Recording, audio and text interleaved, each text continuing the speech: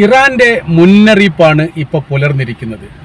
കൃത്യമായ രീതിയിൽ അമേരിക്കയും ഇസ്രായേലും തമ്മിലുള്ള ഈ അറബ് രാജ്യങ്ങളുടെ ബന്ധത്തെക്കുറിച്ച് ഇറാന്റെ പ്രസിഡന്റായിരുന്ന ഇബ്രാഹിം റൈസി കൃത്യതയോടുകൂടി ചില വിശദീകരണങ്ങൾ നൽകിയിരുന്നു. അത് ജിദ്ദയിൽ നടത്തിയിരിക്കുന്ന അറബ് മുസ്ലിം ഉച്ചകോടിയോടനുബന്ധിച്ച് വിശദീകരണ കുറിപ്പിൻ്റെ ഭാഗമായിട്ട് ഇസ്രായേൽ ഇപ്പോൾ നടത്തിക്കൊണ്ടിരിക്കുന്ന യുദ്ധം സാരമായി മുസ്ലിം രാജ്യങ്ങളെയും ഗൾഫ് മേഖലയും ബാധിക്കാൻ ഒരുപാട് കാലദൈർഘ്യമില്ല എന്നൊരു മുന്നറിയിപ്പാണ് അദ്ദേഹം നൽകിയത്. അറബ് രാജ്യങ്ങളോടായിട്ട് ഞാൻ പറയുന്നു, നിലവിളികൾക്ക് കാലദൈർഘ്യമില്ല. ഇത് ഒരു മുന്നറിയിപ്പായിട്ട് തന്നെ നിങ്ങൾക്ക് എടുക്കാവുന്നതാണ്. കൃത്യവും വ്യക്തവുമായ രീതിയിൽ ആ രാജ്യങ്ങളെ മനസ്സിലാക്കാത്ത രാഷ്ട്ര ഭരണാധികാരികളുള്ള രാജ്യമാണ് മുസ്ലിം രാജ്യങ്ങൾ. അത് അതിൻ്റെ തുടർച്ചയായിട്ടാണ് പറഞ്ഞത്, പേരെടുത്ത് പറഞ്ഞിട്ടില്ല എന്ന് മാത്രം. 1979 ഇസ്ലാമിക വിപ്ലവം നടന്നു. അതോടനുബന്ധിച്ച് ഇറാൻ എന്ന് പറയുന്ന രാജ്യത്തിൻ്റെ പരമോന്നത അധികാര സ്ഥാനത്തേക്ക് ആയത്തുള്ള അലി ഖൊമേനി അധികാരത്തിലേറുകയും ചെയ്തു. അദ്ദേഹം കൃത്യവും വ്യക്തവുമായിരിക്കുന്ന ചില നിലപാടുകൾ രാജ്യത്തോടായിട്ട് പറഞ്ഞു. അതായിരിക്കണം ഇനി നമ്മൾ പിന്തുടരേണ്ടത്. അതിൽ അമേരിക്കക്കോ ഇസ്രായേലിനോ യാതൊരു പങ്കാളിത്തവുമില്ല, അവരുമായിട്ട് സഹകരണവുമില്ല. കൃത്യവും വ്യക്തമായിരുന്നു നമ്മുടെ ശത്രു രാജ്യമാണ്. നമ്മൾ സഹകരിക്കേണ്ടത് അവർക്കെതിരെ നിൽക്കുന്ന രാജ്യങ്ങൾ ഏതാണോ അവരുമായിട്ടാണ്. തീർച്ചയായും അവർ നമ്മുടെ അജാന്മ ശത്രുക്കളാണ്. അദ്ദേഹം ഒരു പ്രസംഗത്തിൻ്റെ ഭാഗമായിട്ട് പരാമർശിക്കപ്പെട്ടത് ഇപ്പോഴും അദ്ദേഹത്തിൻ്റെ ആത്മകഥയിൽ കാണാൻ വേണ്ടി സാധിക്കുന്നതാണ്. അവരുമായിട്ട് സന്ധിയില്ല, അവർ ചതിയന്മാരാണ്. അവർ ഏത് കരാറുണ്ടാക്കിയാലും കരാർ ലംഘിക്കുന്നവരാണ്. അവരെ വിശ്വാസത്തിലെടുക്കാൻ വേണ്ടി പറ്റില്ല. സഹകരണം ഉണ്ടാക്കിയിട്ട് അവർ നമ്മളെ ചതിക്കും.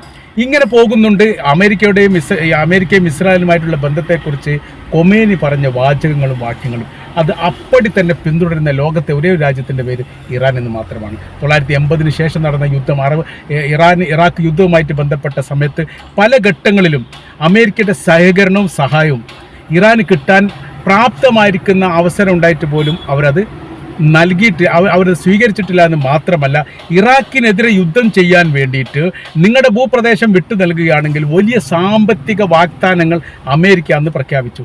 അതിനും അവർ കീഴ്പ്പെട്ടിട്ടില്ല. അന്ന് അദ്ദേഹം പറഞ്ഞത്, ഇറാഖ് ഞങ്ങൾക്കെതിരെ യുദ്ധം ചെയ്യുകയും 10 ലക്ഷത്തോളം ആളുകൾ കൊല്ലപ്പെടുകയും ചെയ്ത മാരകവും മുറിവേൽക്കറ്റതുമായിരിക്കുന്ന ഒരു യുദ്ധം നടന്നിട്ടുണ്ടെങ്കിൽ പോലും നിങ്ങളെ ആണ് അവരെക്കാളും വലിയ ശത്രുവായിട്ട് ഞങ്ങൾ കാണും, നിങ്ങളുമായിട്ട് സന്ധിയില്ല എന്ന് പ്രഖ്യാപിച്ച രാജ്യത്തിൻ്റെ പേരാണ് ഇറാൻ. അവിടെ ചില നിർദ്ദേശ കാര്യങ്ങളൊക്കെ മുന്നോട്ട് വെക്കപ്പെട്ടിട്ടുണ്ട്. അതിൽ നമ്മൾക്കറിയാം, ഇസ്ലാമിക പ്രത്യയശാസ്ത്രവും കമ്മ്യൂണിസ്റ്റ് പ്രത്യയശാസ്ത്രവും ഒരിക്കലും സന്ധി ചേരില്ല. രണ്ട് ആശയപരമായിട്ടും, രണ്ട് നിലപാടായിട്ടും, രണ്ട് സംസ്കാരമായിട്ടും, രണ്ട് രീതിയായിട്ടും അങ്ങനെ അകന്ന് പോകുന്ന ആശയമാണ് ഇസ്ലാമിക പ്രത്യയശാസ്ത്രം കമ്മ്യൂണിസ്റ്റ് ആശയം തമ്മിലുള്ളത്. അതുകൊണ്ട് തന്നെ സോവിയറ്റ് യൂണിയൻ എന്ന് പറയുന്ന രാജ്യം ആവിർഭാവ കാലഘട്ടം കമ്മ്യൂണിസ്റ്റ് രാജ്യമായിരിക്കുന്ന സോവിയറ്റ് യൂണിയനുമായും ഇപ്പോഴത്തെ ചൈന എന്ന് പറയുന്ന കമ്മ്യൂണിസ്റ്റ് രാജ്യവുമായും ഈ സോവിയറ്റ് യൂണിയന് ശേഷം റഷ്യ ആയിട്ട് മാറപ്പെട്ട രാജ്യവുമായിട്ടൊന്നും അറബ് രാജ്യങ്ങൾക്ക് വലിയ ബന്ധകാര്യങ്ങളൊന്നുമില്ല.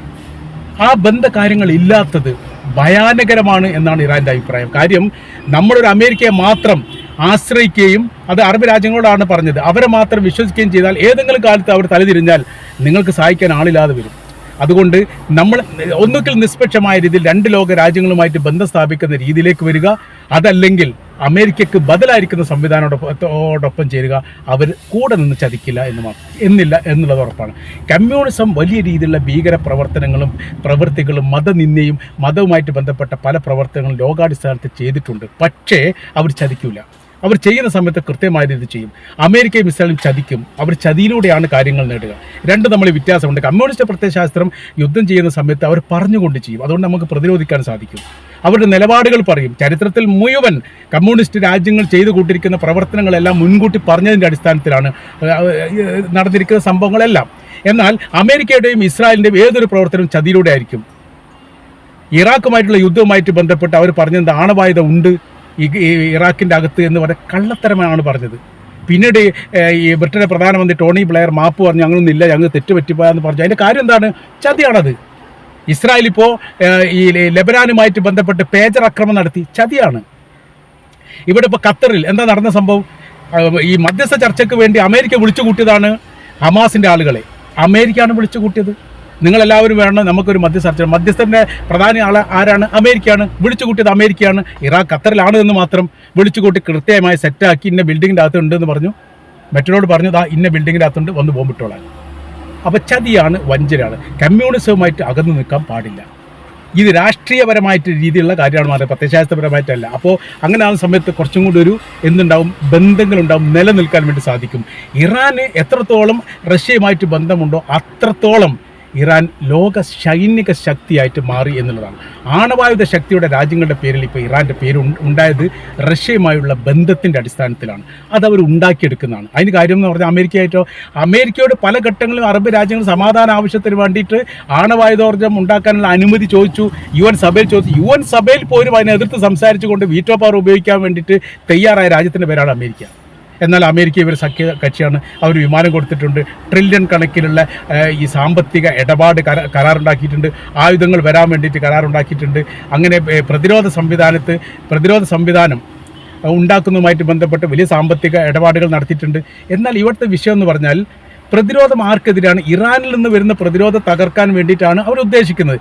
യഥാർത്ഥത്തിൽ ഇപ്പോൾ ആക്രമണം നടന്നത് എവിടെ നിന്നാണ്? ഇസ്രായേലിൽ നിന്നാണ്, ഇറാൻ എന്നല്ല. അപ്പോൾ ഇസ്രായേലിൽ നിന്ന് ഖത്തറിന് നേരെ ആക്രമണം വരുന്ന സമയത്ത് അതിനെ പ്രതിരോധിക്കേണ്ട ഏതാണ്? അമേരിക്ക നൽകുന്ന പ്രതിരോധ സംവിധാനം ഉപയോഗിച്ചിട്ടാണ്, ടാഡ് ഉപയോഗിച്ചുകൊണ്ട്. അവരാക്രമിക്കുന്നതോ അമേരിക്കയുടെ ആയുധം ഉപയോഗിച്ചുകൊണ്ടാണ്. അപ്പോൾ അമേരിക്കയുടെ ആയുധം ഉപയോഗിച്ചുകൊണ്ട് അമേരിക്കയുടെ പ്രതിരോധ സംവിധാനം കൊണ്ട് അമേരിക്കയുടെ ആയുധങ്ങളെ പ്രതിരോധിക്കുന്ന സംവിധാനം. നാടകമല്ലേ ഇതെല്ലാം? ഇപ്പോൾ നോക്കൂ, UAEയുടെ 2 പ്രതിരോധ സംവിധാനം ടാഡ് എങ്ങോട്ട് മാറ്റി? ടാഡ് സംവിധാനം ഇങ്ങോട്ട് മാറ്റി, ഇസ്രായേലിലേക്ക് മാറ്റി. അപ്പോൾ അമേരിക്കയുടെ ഏറ്റവും ബലവത്തായ ബൃഹത്തമായിരിക്കുന്ന പ്രതിരോധ സംവിധാനമാണ് ടാഡ് എന്ന് പറയുന്നത്. അത് വില കൊടുത്തിട്ട് UAE വാങ്ങിയതാണ് അമേരിക്കയുടെ കയ്യിൽ നിന്ന്. 2 എണ്ണമാണ് അവരുടെ കൈവശത്തിലുള്ളത്. ഇറാൻ ആക്രമിക്കുമെന്ന് പറഞ്ഞുകൊണ്ട് അവരെന്ത് ചെയ്തു? നേരെ അത് അമേരിക്ക തന്നെ തിരിച്ചു വാങ്ങിയിട്ട് ഇസ്രായേലിന് കൊടുത്തു. ഇസ്രായേലിൻ്റെ കൈവശത്തിലാണ് ഇപ്പോൾ ഉള്ളത്. അപ്പോൾ എന്തുണ്ടായി? UAEയുടെ കയ്യിൽ ഇപ്പോൾ പ്രതിരോധ സംവിധാനമില്ല. വളരെ എളുപ്പത്തിൽ ഖത്തറിനെ ആക്രമിക്കാൻ സാധിക്കുന്നതിനേക്കാൾ എളുപ്പത്തിൽ UAE ആക്രമിക്കാൻ വേണ്ടിയിട്ട് ഇസ്രായേൽ സാധിക്കുന്ന സംവിധാനം അമേരിക്ക ഉണ്ടാക്കി. എന്തുണ്ടാക്കി? പ്രതിരോധം അവിടെ എടുത്ത് കളഞ്ഞു. അപ്പോൾ അവർക്ക് ഇഷ്ടമുള്ളിടത്തൊക്കെ ആക്രമിക്കാൻ വേണ്ടി സാധിക്കും. അപ്പോൾ അറബ് രാജ്യങ്ങളുടെ കൈവശത്തിൽ എത്രത്തോളം പ്രതിരോധ സംവിധാനമുണ്ട്, എത്രത്തോളം ആയുധങ്ങളുണ്ട്, അവരുടെ ആയുധ ശക്തി എത്രയാണ്, അത് പ്രയോഗിക്കാനുള്ള സൈനികർക്ക് എത്രത്തോളം തൻ്റെ ഇടമുണ്ട് എന്നതിനെക്കുറിച്ചും അതിനപ്പുറം അവരുടെ ആയുധ മേഖലകൾ സൂക്ഷിക്കപ്പെടുന്ന ഏരിയകൾ ഏതാണ് എന്നതിനെ കുറിച്ച് പോലും കൃത്യമായി അറിയുന്ന രാജ്യത്തിൻ്റെ പേരാണ് അമേരിക്ക. ഇവിടെ സിറിയയിൽ ഭരണമാറ്റം നടന്നു. അവിടുത്തെ പ്രസിഡന്റ് ആയിരുന്ന അസദ് രാജ്യം വിട്ടുപോയി. വിട്ടുപോയതിനു ശേഷം അവിടെ നടന്ന സംഭവം എന്താ? അവിടെ നടന്ന സംഭവം എന്ന് പറഞ്ഞാൽ ഇസ്രായേലിലെ സൈനികർ കൂട്ടത്തോടു കൂടി വന്നിട്ട് സിറിയയിലുള്ള അവരുടെ സൈനിക മേഖല അപ്പാടെ തകർത്തു. യുദ്ധവിമാനങ്ങൾ, യുദ്ധക്കപ്പലുകൾ, സൈനിക കവചിത വാഹനങ്ങൾ, ടാങ്കുകൾ അടക്കമുള്ള എല്ലാ ആ രാജ്യത്തിൻ്റെ 50% സൈനിക മേഖല ഇടിച്ച് തകർത്ത് നിലം പരിശാക്കി. അമേരിക്ക മൗനം പാലിച്ചു.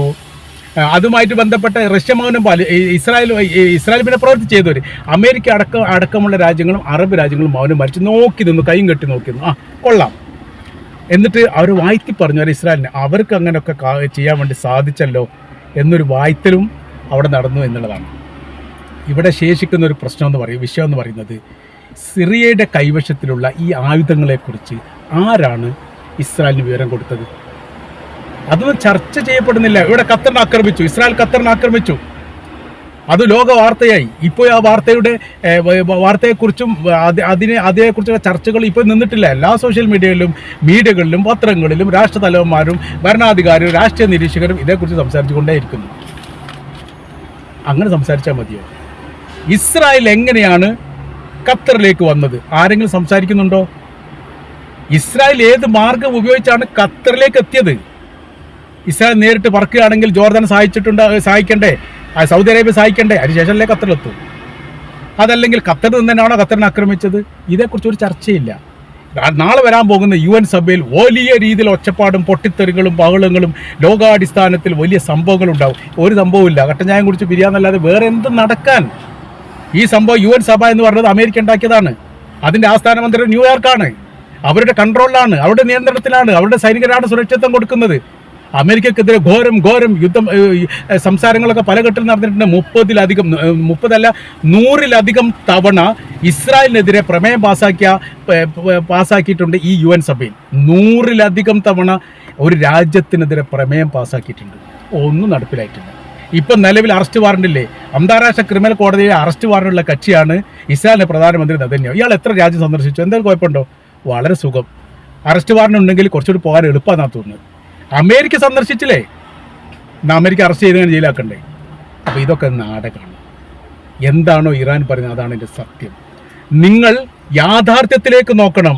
സൈനികരെ ചൂണ്ടിയിട്ടും അവർ നമ്മളെ സഹായിക്കും, അവരാണ് നമ്മുടെ ആളുകൾ എന്ന് പറയുന്നതിനപ്പുറം യാഥാർത്ഥ്യം എന്ന് പറയുന്ന ഒരു സംഭവം ഇവിടെ ശേഷിക്കുന്നുണ്ട്.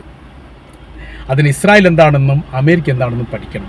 നമ്മൾ ആരാണെന്നുള്ളതും നമ്മുടെ സൈനിക പോരായ്മകൾ എന്തൊക്കെയാണ് എന്നുള്ളതും നമ്മൾ അറിഞ്ഞിട്ടില്ലെങ്കിൽ വളരെ എളുപ്പത്തിൽ നമ്മളെ കൊത്തി തിന്നാൻ സാധിക്കും എന്ന് ഇബ്രാഹിം റൈസി പറഞ്ഞു വെച്ചത് കൃത്യമായ രീതിയിൽ ഇപ്പോൾ ഫലം കണ്ടിരിക്കുന്നു എന്നാണ് നമുക്ക് മനസ്സിലാക്കാൻ വേണ്ടിയിട്ട് കഴിയുന്നത്.